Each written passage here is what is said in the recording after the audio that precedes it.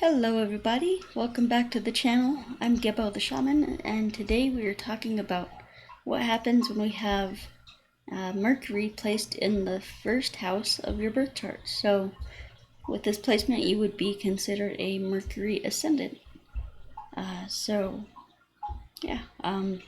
Or Mercury in your Ascendant, I should say. Before I get into all that good stuff, I'd just like to let you guys know that I am a Vedic astrologer. I do have Vedic astrology readings available and all kinds of courses, services, products, a bunch of stuff.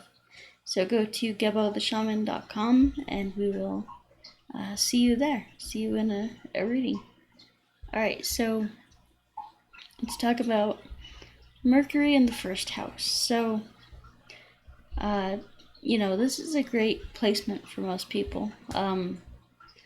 If you have Mercury in the first house, you're gifted with like intelligence, all kinds of good stuff. That makes you like a business person, just very smart. So in order to understand this placement, we need to understand what Mercury means, and then we'll talk about what the first house means, or the ascendant, and then we'll talk about, we'll put them together and come up with our own conclusions. Alright.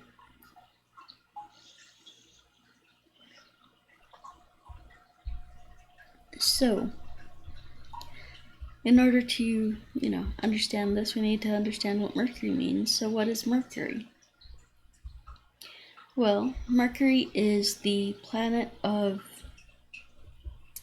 intelligence. It's the planet of the intellect, the, learning how to cope and to interact in this 3D world. If we didn't have Mercury, we wouldn't have an intellect. So that would not be a good thing, because that's the thing that separates humans from other animals, is their intellect. And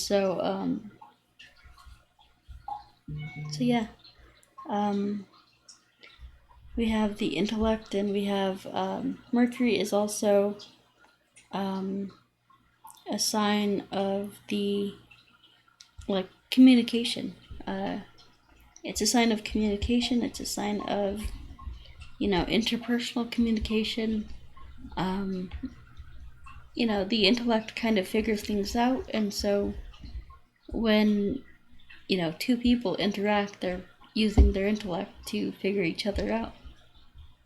So and to understand each other, and to get a grasp of what each other is saying. So Mercury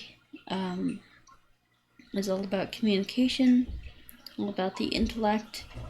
It's all about it's a very fast-moving planet. It's all about the brain, the brain chemistry and things like that. The neurotransmitters. It's about the nervous system, the neural transmitters and things like that. And so it's a great planet to have in the first house, and we'll talk about the first house in a second. So what else is Mercury? Mercury is business. It's commerce.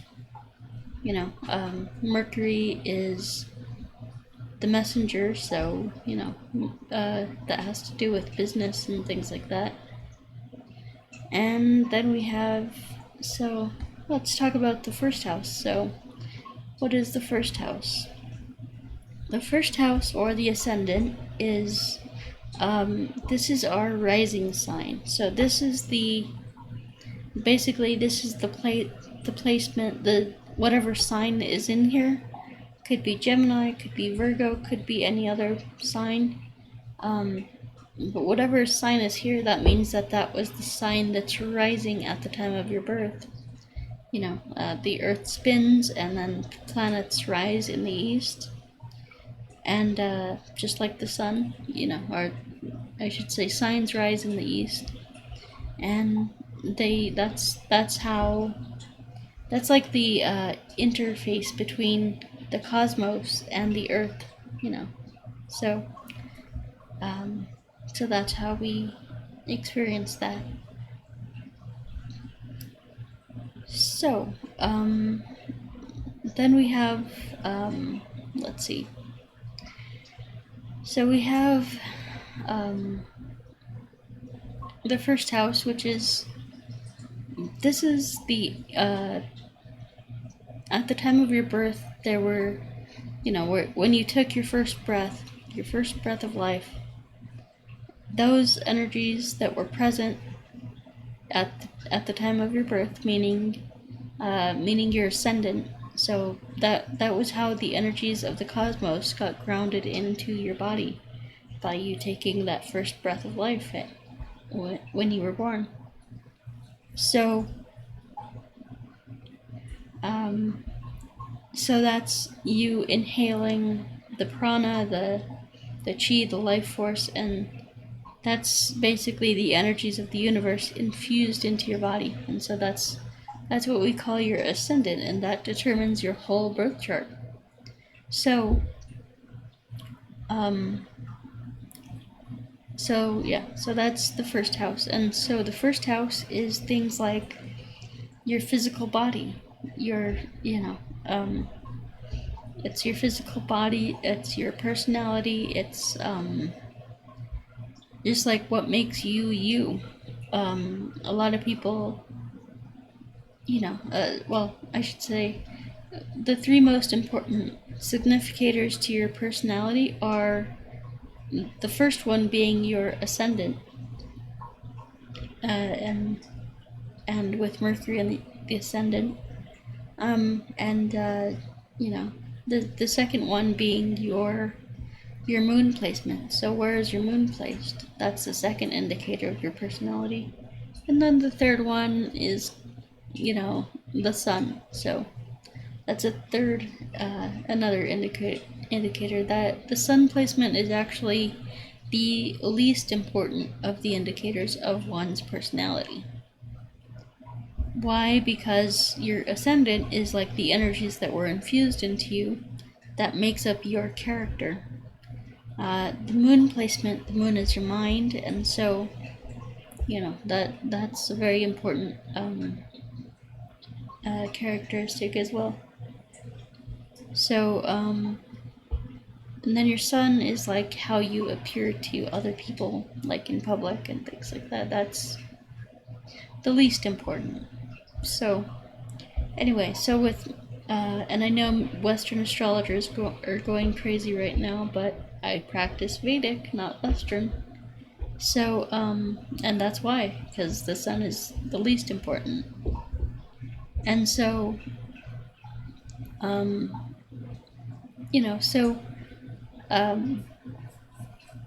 with Mercury in the first house, this means that you will have a very quick, you'll be just very quick. You'll be very witty, very,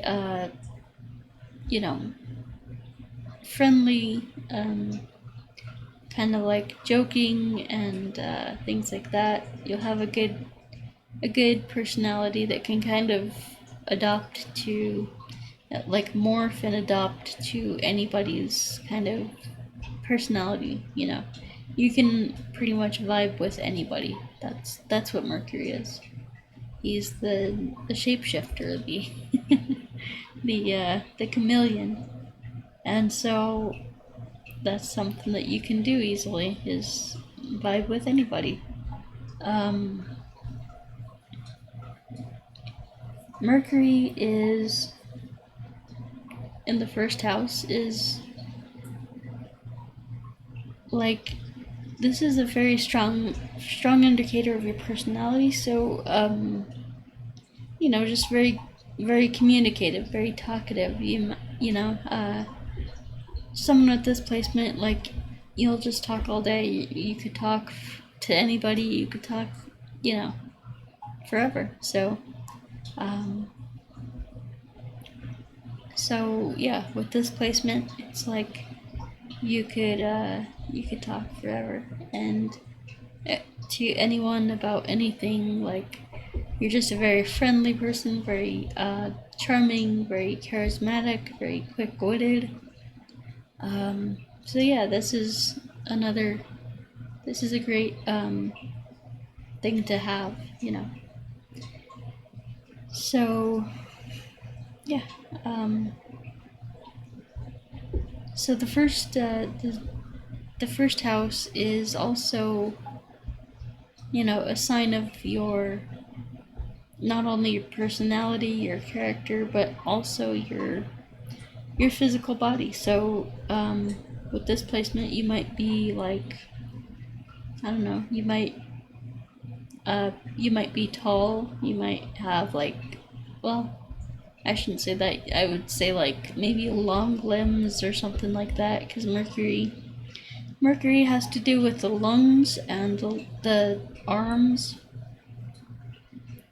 and so maybe there's something special about those that you have. So I don't know.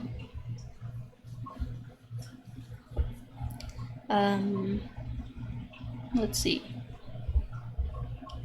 So yeah, Mercury in the first house, this is pretty much what this is, and I think that's about all the time I have for today, guys. So I'm trying to make these videos relatively short for you, so I'm gonna move on now.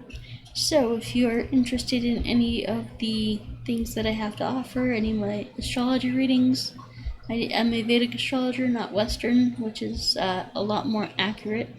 I have videos explaining the differences between Vedic and Western astrology and things like that. I have the astrology certification course, so if you want to learn about Vedic astrology, then you can go to GeboTheShaman.com, and that course is actually 50% off, so it's a great deal. It's like super cheap. So, and then we have Vedic astrology readings. I have just my basic reading that I do. I also have readings where I specialize on career and on relationships, so you can check those out. And then we have the birth time rectification. So, you know, a lot of people are getting into astrology nowadays, but they don't know their exact birth time. And so if you're one of those people who doesn't know your exact birth time, then it can be really helpful to get a Vedic astrology birth time rectification from me. And Vedic astrology is actually the easiest service to, you know, the easiest method to work with to do a birth time rectification, because we have what's called divisional charts and things like that, so it makes it super easy. It does take a lot of time for me, though. It is pretty easy, but it does take some time just to double check my work and make sure that I'm doing things correctly, and you know, I'm not an expert like where I could do it in like 5 minutes, you know. It does take me some time, so that's why I do charge some extra money for it. So that's the birth time rectification, and then you can check out my distance energy healing. That is only like $60. I was charging $100 for it, but now it's only like 60 some. It's really a good deal, especially if you're hurting, if you're in pain. You know, a lot of people are it's getting colder outside, you know, it's going to be fall soon, so a lot of people have those seasonal arthritis going, so this can be really helpful for that. Also for depression, anxiety, any kind of mental illness. I'm not saying that it'll cure you. I'm saying that it can help ease some pain.